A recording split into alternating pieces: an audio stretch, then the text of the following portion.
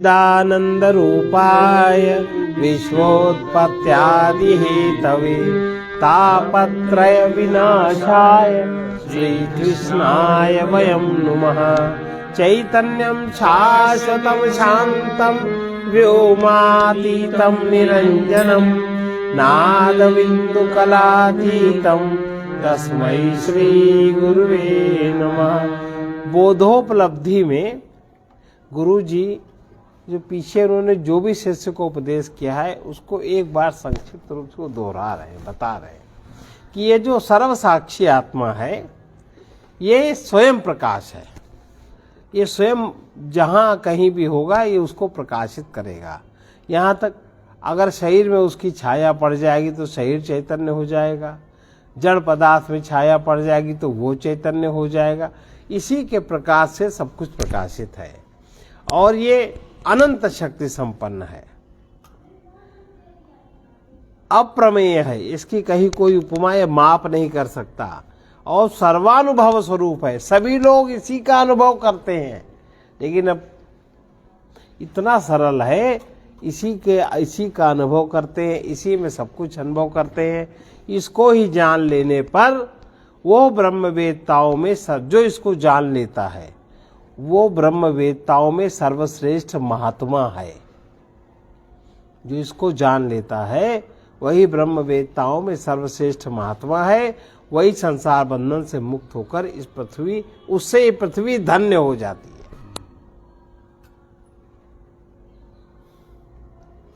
न खेद्यते नो विषयै प्रमोदते, न खेद्यते नो विषयै प्रमोदते, न संजते नापि विरज्यते च, न संजते नापि विरज्यते च।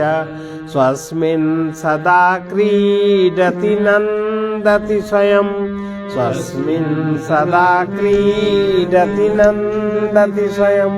निरन्तरानन्तरसेन तृप्तः, निरन्तरानन्तरसेन तृप्तः।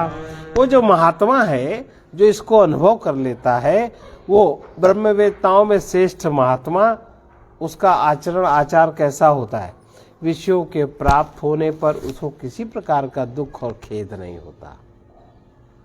विषय प्राप्त है, आनंदित है तो भी वो, और उनमें उसकी कोई आसक्ति नहीं, भागता भी नहीं है, कोई आसक्ति नहीं बनती।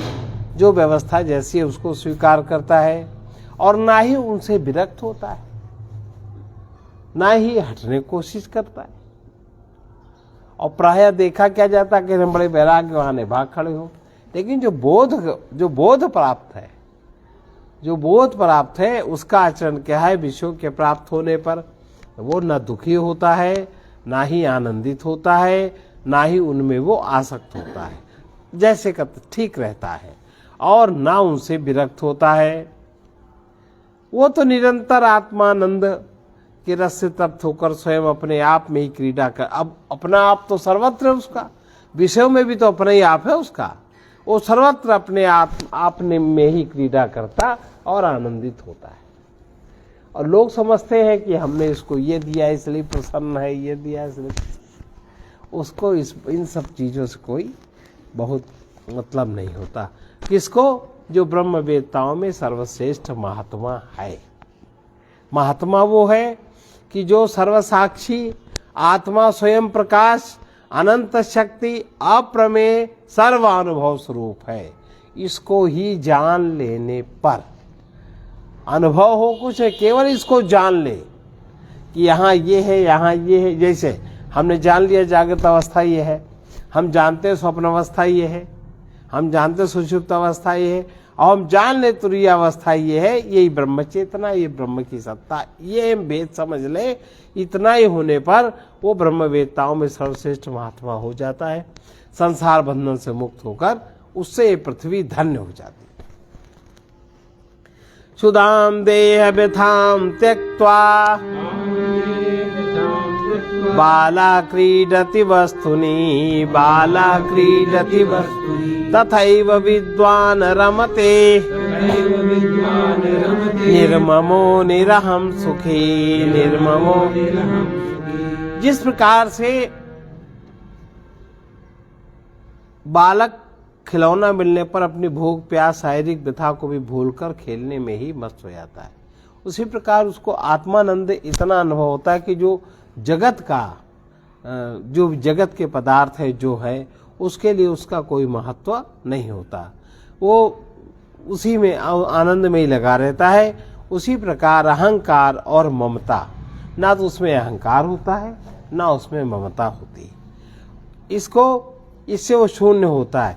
विद्वान अपने आत्मा में आनंद पूर्वक रमण करता है, वो तो करेगा ही। जो चीज सर्वत्र है उसको लग गए, जैसे सूर्य का प्रकाश सर्वत्र है तो आपकी आंख की देखने की क्षमता जितनी है आप उतनी दूर तक पदार्थ देख लोगे, और सूर्य थोड़ी कहेगा तुम इतना देखो।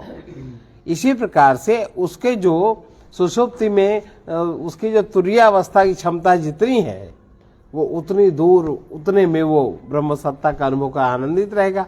आपकी आंख की क्षमता जितनी है सूर्य थोड़े ना कुछ कहेगा कि तुम इतना देखो इतना देखो। दीवार उठाओगे तो तुम ही दीवार उठाओगे, तुम ही अंधेरा करोगे और तुम ही दीवार उठा रखी। परमात्मा ने किसी के साथ कुछ नहीं किया, उसके द्वार पर सारी चीजें खुली हैं। आप अगर अपने माने विषय भोग में जाओगे तो भी सब मार्ग खुले हैं, आप परमात्मा में आओगे तो भी सब मार्ग खुले। ये चयन आपका है, इसमें को न काउ सुख कर दाता। आप क्या चयन करते हो, आप में जिस तरह की वृत्ति है जिस तरह का ढंग है आप वही चयन करोगे। आप जो चाहते हो आप वही चयन करते हो। तो परमात्मा की ओर से सर्वत्र सब खुला है, जैसे सूर्य का प्रकाश सबके लिए खुला है, चाहे वहां मल पड़ा हो, चाहे वहां मूत्र पड़ा हो, चाहे वहां सुगंध हो चाहे दुर्गंध हो, हर वस्तु प्रकाशित हो जाएगी। ऐसे ही ब्रह्म की चेतना से हर वस्तु प्रकाशित हो जाती, पूरा जगत प्रकाशित हो जाता। आप चाहे जिसमें रमण कर ले हो, चाहे पदार्थों में रमण करो, चाहे विषयों में रमण करो, चाहे काम करो लोभ में रमण करो। बहुत लोग लोभ में रमण करते रहते, बहुत लोग जैसे इनके यहाँ क्रोधम लोग रमण करते रहते। तो ये सब अंधे लोग हैं। लेकिन जिसको जरा सा भी अनुभव होता है सूर्य के प्रकाश का, फिर उसकी आंख पता लग जाता है मेरी आंख में कमी क्या है, इसको ये दिख रहा हमें क्यों नहीं दिख रहा। डॉक्टर है आंख ठीक करा लो, ठीक हो जाती है आंख। आप भी सामान्य व्यक्ति की तरह अनुभव करो। तो अगर आपको ये अनुभव नहीं होता तो आप इसका जो डॉक्टर है उसके पास आप जाइए, किसी ब्रह्मवेत्ता के पास, वो आपकी आंख ठीक कर देगा। लेकिन जाना पड़ेगा। आप सोचो कि वो कुछ करेगा, ऐसा नहीं। तो वो आनंद पूर्वक रमण करता है और इस पृथ्वी को जहां जहां जाता है पृथ्वी धन्य होती है। चिंता शून्यम अदैन्यम अभक्षणम भक्षम अशनम पानम सारिद्वारिषु असनम पानम सारिद्वारिषु स्वातंत्रेण निरंकुशा स्थितिः भीर निद्रा श्मशाने बने भीर निद्रा श्मशाने वस्त्रं छालन शोषणादिरहितं दिग्वास्तु शय्यामहि संचारो निगमान्तवीथिषु विदाम क्रीडां परे ब्रह्मणि ब्रह्मवेत्ता विद्वान को ब्रह्मवेत्ता विद्वान ब्रह्म का बोध वाली बात नहीं है, मात्र जो विद्वान है इतनी ही बात है। ब्रह्मवेत्ता विद्वान को चिंता और दीनता रहित, ना उसको चिंता होती है भोजन की ना उसको दीनता होती। एक बार कोई एक अंग्रेज था, देखो चिंता दीनता की बात बताएं। एक अंग्रेज था, वो समुद्र के जहाज से जा रहा था इंग्लैंड। उसकी कोई प्रेमिका या पत्नी जो भी कोई अधिकारी था बहुत बड़ा, वो भी थी साथ में। अब समुद्र में आ गया तूफान, अब इतना बड़ा जहाज वो डामाडोल, पूरे सायरन बज गए, सब हो गया और भाई अपना अपना संभलिए, अपना अपना बांध लीजिए, जिसको कूदना हो कूद जाइए, अपने को बचाइए, तो हो गया। और उसकी पत्नी बहुत डरी, बहुत डरी, और वो अपना आराम से बैठा रहा। सब लोग का एक ऐसा, तो उसकी पत्नी ने कहा आपको भय नहीं लग रहा है? कह रही किस बात? उसने तुरंत निकाली गन अपनी कमर से पत्नी के छाती में लगा दी। कहा तुम्हें भय नहीं लग रहा? उसने कहा आप हमें मार ही नहीं सकते, आप हमें कहले क्यों? हम गन ताने हैं, एक कभी दबा दे उंगली से उड़ जाओगी। कहा कि नहीं आप मारने, वो हंसने लगी, मार नहीं सकते। तो उसने कहा कि फिर जिसने परमात्मा को स्वीकार किया, परमात्मा की जो हानि कर सकता उसको मार सकता है।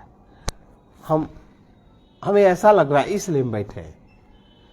और इतनी बात होते ही तूफान शांत, जहाज ठीक, सब व्यवस्थित। उसको उस सत्ता का स्मरण आया।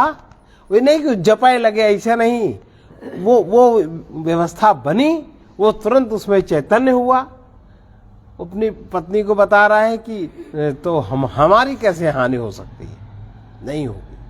हम इसलिए बैठे, ये हमारा विश्वास, ये हमारी दृष्टि है तो सब उसी में। और उसने यहाँ भारत में रह के ब्रह्मा इसका वेदांत का अध्ययन, वो शंकराचार्य जी का शिष्य था, जो आदि शंकराचार्य जी थे, उनके सत्संग में उसने सत्संग किया। और इसके बाद सब शांत हो गया। कहा देखो कहीं कुछ हुआ, तुम लोग बेकार घबरा रहे थे, चिंता किस बात की? ऐसा तो वही लिख रहे हैं, ब्रह्मवेत्ता विद्वान का चिंता और दीनता रहित भिक्षान। न कोई चिंता है ना कोई दीनता है। भिक्षान माने भोजन। गया किसी ने बाबा जी भोजन करना है, हाँ लाओ दे दो। भूख नहीं, भूख नहीं, चले गए। कहीं भी बैठे हैं मान लो, भोजन हो, भोजन का समय लोग पूछते ही हैं। न चिंता है न दीनता है। और नदियों का जल ही जिसके लिए पान है, उसकी स्थिति स्वतंत्रता पूर्वक और निरंकुश होती है। निरंकुश क्यों कहा? स्वतंत्रता तो आती समझ में, भाई उसके ऊपर कोई निरंकुश इसलिए कि मन में, चित्त में जो संस्कार होते हैं, हम उनको कहीं न कहीं दबा के जीते। उदाहरण, किसी ने थोड़ा सा हमारे प्रतिकूल बात कह दी, कुछ कर दिया, क्रोध आया, पर हमने क्रोध व्यक्त नहीं किया। सड़क पे जा रहे हैं, कोई लड़की बहुत सुंदर दिखी, लड़की को लड़का बहुत सुंदर दिखा, एक आकर्षण हुआ, इरेक्शन हुआ, लेकिन हमने तुरंत उस बात को दबा लिया। ठीक नहीं है। मतलब सांकुश, आपके जीवन में अंकुश है, हर जगह अंकुश है, लेकिन उसको निरंकुश है। मन में कोई व्यक्ति सामने आया, उसका क्या संस्कार है, उसकी क्या सेवा करनी है, अपना उसने उसकी सेवा कर दी। किसी ने कुछ मांगा, कुछ अपने पास रुपया पैसा नहीं है, वैसे तो लेके चले, और वरना नहीं है अगर तो आशीर्वाद दे दिया, आ जाओ खुश रहो। ऐसा करते ना बाबा लोगों का ये ढंग है। तो मनमानी होती है, उन्हें किसी प्रकार का भय नहीं होता। जैसे अभी उस अफसर को भय नहीं, अफसर था, नौकरी करता था, और इतने बड़े महात्मा का शिष्य था, उनके सत्संग में जाता था, पर उसको भय नहीं था। और भय के कारण जितने लोग उस जहाज में बैठे थे, सबने उस स्थिति को उसको देख लिया और भय से रहित होता है।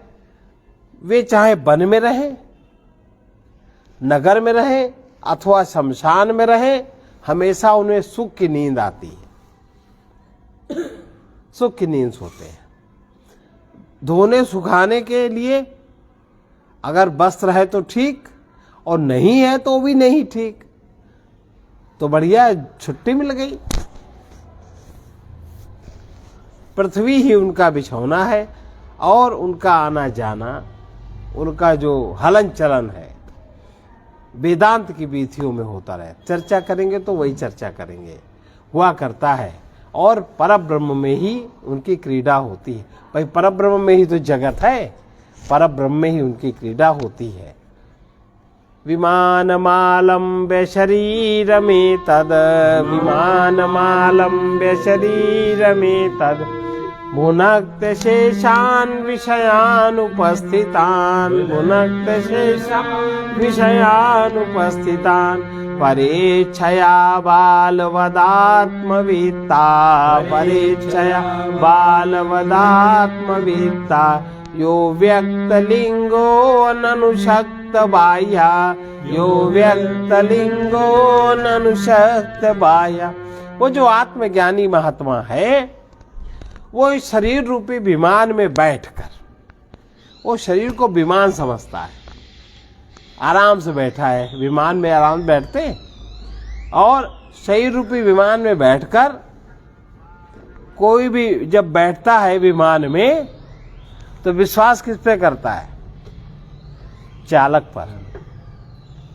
हर एक को विश्वास होता है ना कि जो पायलट है या जो ट्रेन का चालक है या जो रिक्शे का चालक है, विश्वास से तो बैठते हैं। तो जो शरीर का चालक है वो आराम से बैठते हैं, तो जो शरीर का चालक है वो निश्चित ही हम जहां जाना चाहते हैं उसी स्थिति में वो ले जाएगा। जो हमने कभी चाहा है वहां उपस्थित कर देगा। अभी जो चाहा है उसका तो अभी नंबर ही नहीं आया, जहां जहां उसको जाना है वो वहां वहां उपस्थित कर दिया जाएगा। अब तुम हानि करो या लाभ करो, तुम उतर के क्रिया जो भी करो, तुम्हें उसका चालक वही खड़ा कर देगा।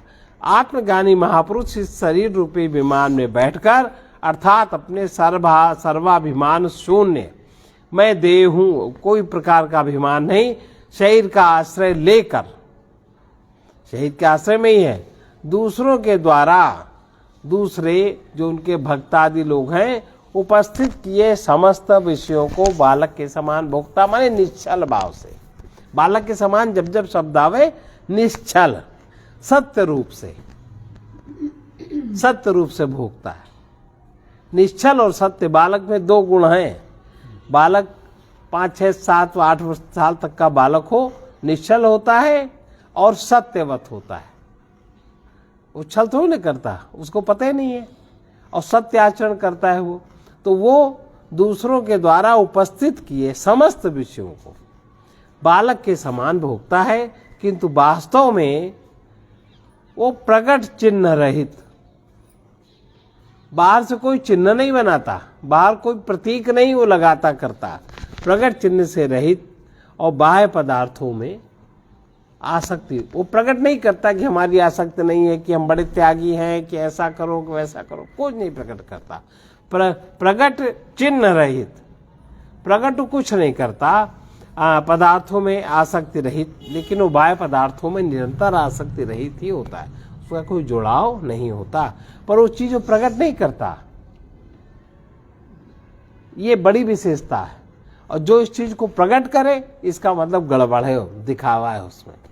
दिगंबरो वापि च सांबरो वा, दिगंबरो वापि च सांबरो वा, त्वगंबरो वापि चिदंबरस्थः, त्वगंबरो वापि चिदंबरस्थः, उन्मत्तवद् वापि च बालवद् वा, उन्मत्तवद् उन्मत्तवद्वापि च बालवद् वा, उन्मत्तवद्वापि च बालवद् वा, पिशाचवद्वापि चरत्यवन्यम्, पिशाचवद्वापि चरत्यवन्यम्।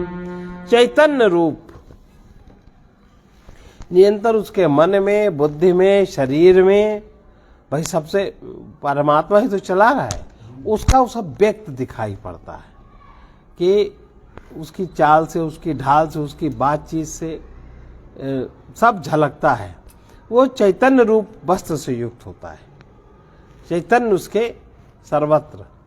और वो महाभाग्यवान पुरुष वस्त्रहीन हो अथवा वस्त्र युक्त हो। वस्त्र नहीं होगे तो वस्त्रहीन हो जाएगा, और वस्त्र होगे तो वस्त्र पहनेगा, कुछ भी हो।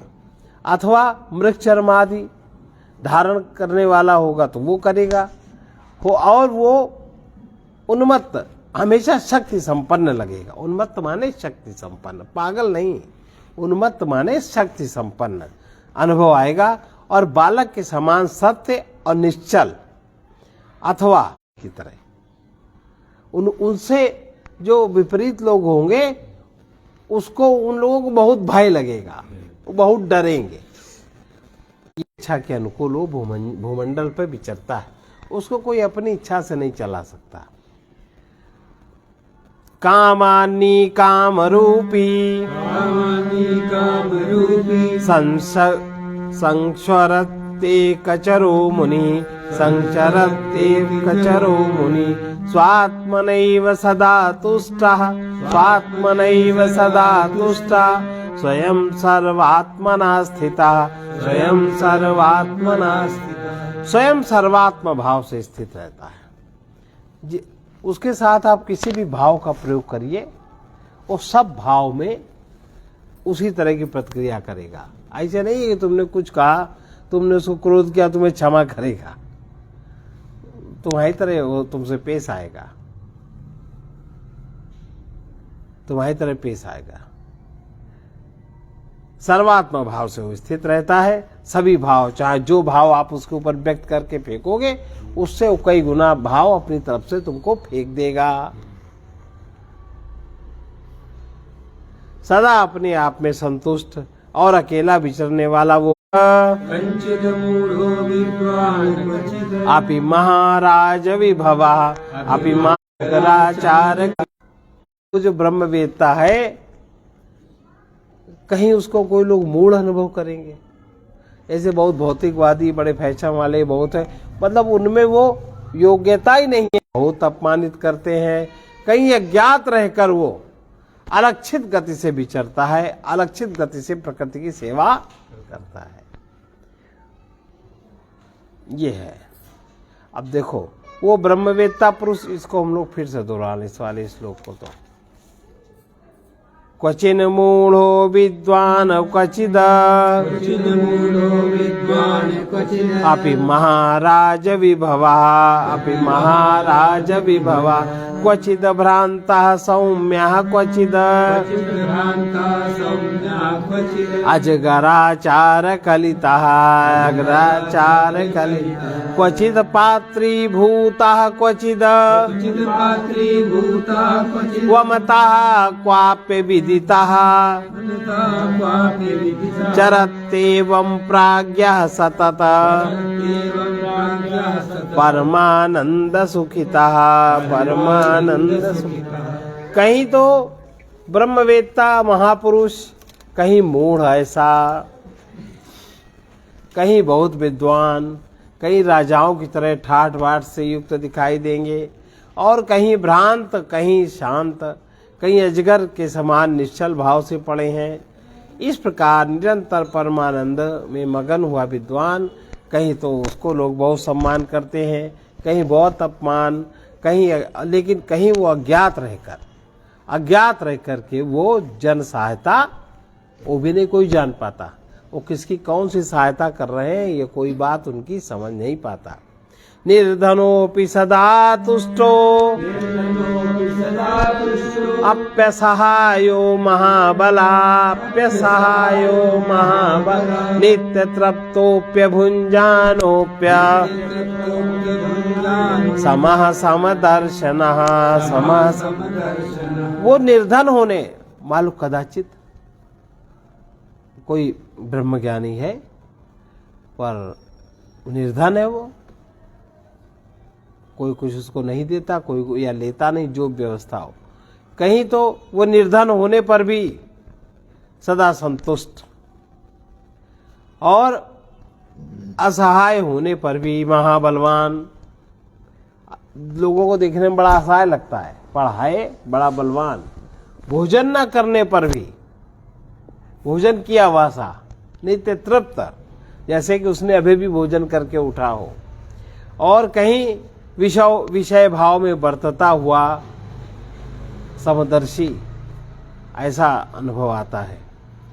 अपि कुर्वन्न कुर्वाणाश्च अभोक्ता फलभोग्यपि अभोक्ता फलभोग्य शरीर्यप्य शरीरेशा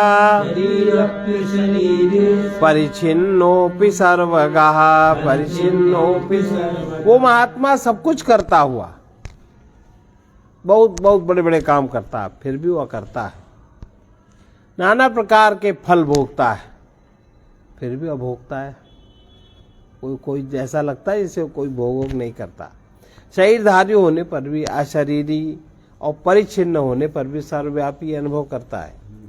अशरीरम सदा संतमिमं ब्रह्मविदं क्वचित् प्रिया प्रियेण स्पर्श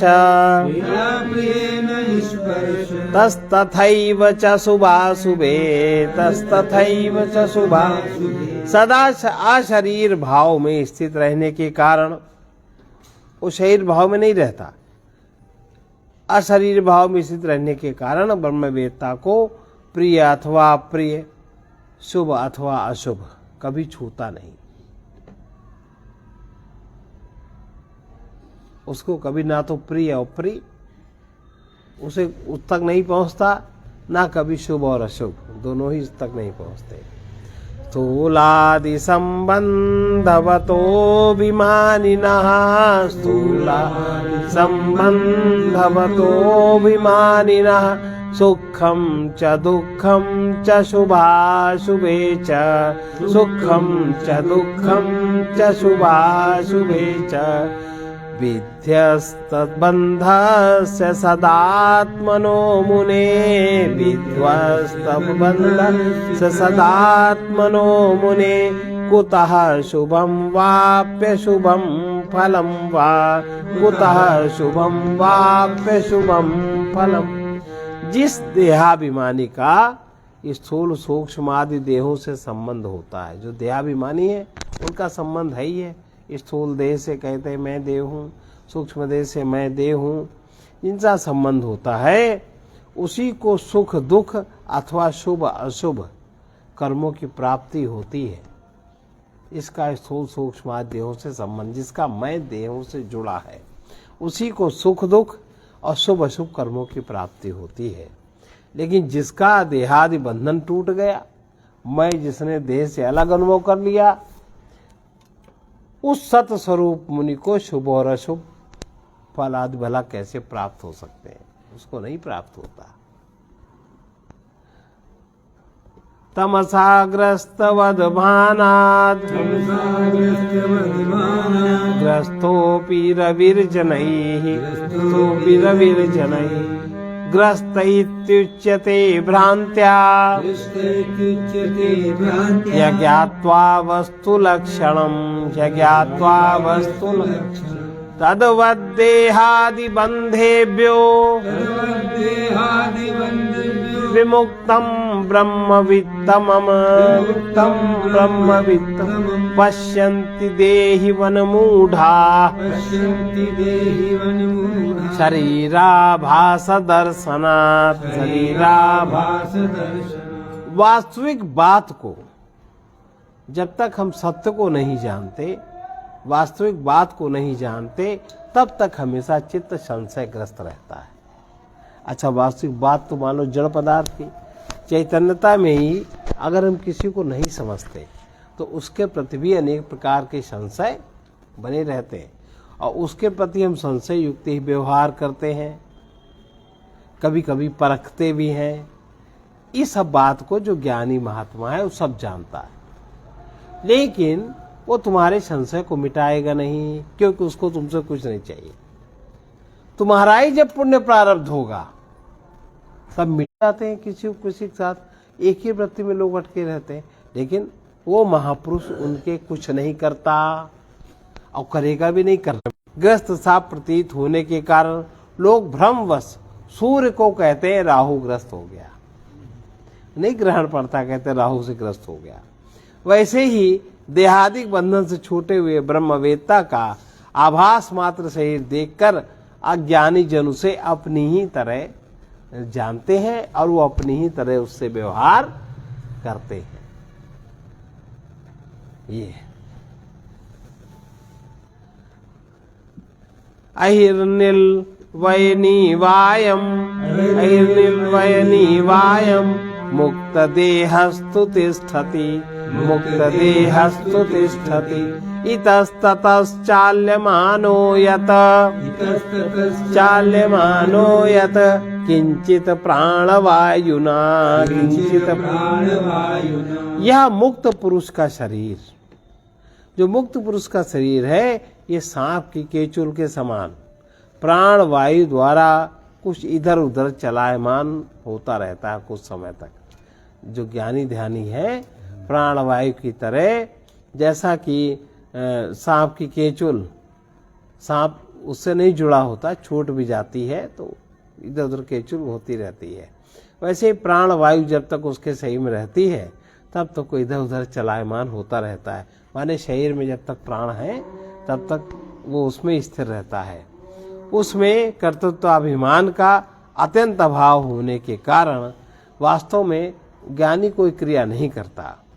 स्रोतसा नीयते दारु यथा निम्नोन्नति स्थलम दैवेन नीयते देहो यथा कालोपभुक्तिषु जैसे जल के प्रवाह से लकड़ी ऊंचे नीचे स्थानों पर, जल का प्रवाह लकड़ी को ऊंचे नीचे स्थानों में बहा के ले जाता है, उसी प्रकार दैव के द्वारा उसका शरीर समय अनुकूल भोगों को प्राप्त होता रहता है। प्रारब्ध कर्म परिकल्पित वासना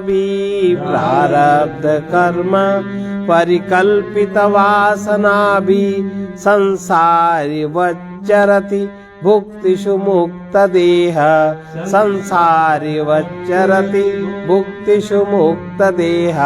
सिद्धा स्वयं वसति साक्षिवदत्र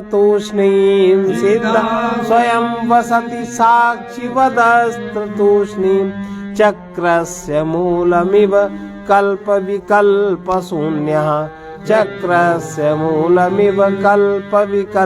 शून्य। मुक्त पुरुष का शरीर प्रारब्ध कर्म के कल्पित वासनाओं द्वारा संसारी पुरुष के समान नाना भोगों को भोगता है, और सिद्ध पुरुष तो स्वयं ही कुलाल चक्र के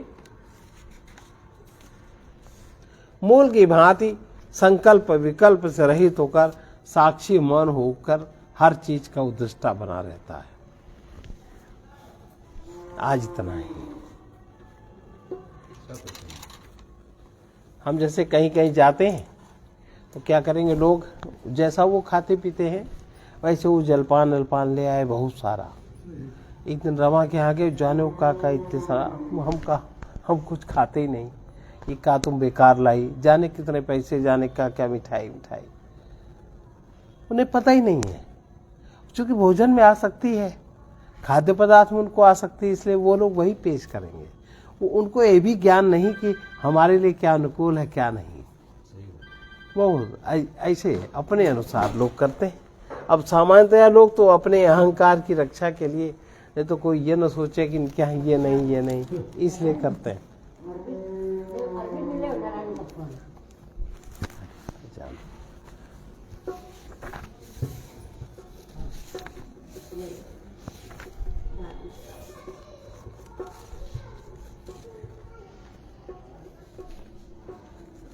ये देखो ज्ञानी का अभी जो हम लोग सुन रहे हैं उस तरह का महाराज जी का, मैं क्या मांगू, वो जो जहाज में था अफसर, मैं क्या मांगू जब मेरा सब कुछ भार तुम्हीं में परमात्मन, मैं क्या मांगू जब मेरा सब कुछ भार तुम्हीं में परमात्मन, जाने अनजाने जीवन का, जाने अनजाने जीवन का निस्तार तुम्ही में परमात्मन निस्तार तुम्ही में परमात्मन धड़कन नाड़ी प्राणों की गति धड़कन नाड़ी प्राणों की गति तन का पाचन विधिवत पोषण तन का पाचन विधिवत पोषण। इसमें ये गलत छपा है। धड़कन नाड़ी प्राणों की गति धड़कन नाड़ी प्राणों की गति पाचन तन का विधिवत पोषण पाचन तन का विधिवत पोषण। चलता है जन्म मरण तक सब चलता है जन्म मरण तक सब व्यापार तुम्ही में परमात्मन व्यापार तुम्ही में परमात्मन जाने अनजाने जीवन का जाने अनजाने जीवन का निस्तार तुम्ही में परमात्मन निस्तार तुम्ही में परमात्मन। यह अहंकार अपने ही दोषों अहंकार अपने ही दोषों से अगणित दुख पाता है अगणित जन्म मरण तक सब चलता है जन्म मरण तक सब व्यापार तुम्ही में परमात्मन व्यापार तुम्ही में परमात्मन। मैं क्या मांगू जब मेरा सब कुछ भार तुम्ही में परमात्मन। मैं क्या जब मेरा सब कुछ भार तुम्ही में परमात्मन। नाड़ी धड़कन प्राणों की गति नाड़ी धड़कन प्राणों की गति पाचन तन का विधिवत पोषण पाचन तन का विधिवत पोषण। चलता है जन्म मरण तक सब चलता है जन्म मरण तक सब व्यापार तुम्ही में परमात्मन व्यापार तुम्ही में परमात्मन। ये अहंकार अपने ही दोषों अहंकार अपने ही दोषों से अगणित दुख पाता है अगणित दुख पाता है। इस महारोग का होता है इस महारोग का होता है उपचार तुम्ही में परमात्मन उपचार परमात्मन। चलता है जन्म मरण तक सब चलता है जन्म मरण तक सब व्यापार तुम्ही में परमात्मन व्यापार तुम्ही में परमात्मन। सुख के पीछे भागते हुए सुख के पीछे भागते हुए जब हम अतिशय थक जाते हैं जब हम अतिशय थक जाते हैं विश्राम सुलभ होता है मन के हम सुलभ होता है मन के पार तुम्ही में परमात्मन के पार तुम्ही में परमात्मन। ज्यों सागर में तरंग रहती, ज्यों सागर में तरंग रहती, ऐसे हम रहते हैं तुम में, ऐसे हम रहते हैं तुम में। तुम ही तो अपने हो अपना, तुम ही तो अपने हो अपना, अधिकार तुम्ही में परमात्मन, अधिकार तुम्ही में परमात्मन। जाने अनजाने जीवन का, जाने अनजाने जीवन का निस्तार तुम्ही में परमात्मन, निस्तार तुम्ही में परमात्मन। जिसका कोई भी रूप नहीं, जिसका कोई भी रूप नहीं, वो सर्वरूप मैं तुम ही हो, वो सर्वरूप मैं तुम ही हो। यह सभी बिगड़ते बनते हैं, ये सभी बिगड़ते बनते हैं। आकार तुम्ही में परमात्मन, आकार तुम्ही में परमात्मन। तुम ही तो अपने हो अपना, तुम ही तो अपने हो अपना, अधिकार तुम्ही में परमात्मन, अधिकार तुम्ही में परमात्मन। उत्तर दक्षिण पूरब पश्चिम, उत्तर दक्षिण पूरब पश्चिम से पथ कितने ही दिखते हैं, से पथ कितने ही दिखते हैं। हम पथिक कहीं हो मिलते हैं, हम पथिक कहीं हो मिलते हैं। सब द्वार तुम्ही में परमात्मन, सब द्वार तुम्ही में परमात्मन। मैं क्या मांगू जब जीवन का, मैं क्या मांगू जब जीवन का। सब भार तुम्ही में परमात्मन, सब भार तुम्ही में परमात्मन। कर्म क्रिया से वही मिलता है जो जगत में है, बाहर है। अक्रिया से बिना कुछ किए ही वो दिखता है जो सदा से मिला हुआ है। क्रिया शांत होने पर निष्क्रियता आती है। निष्क्रियता को आलस्य नहीं मान लेना।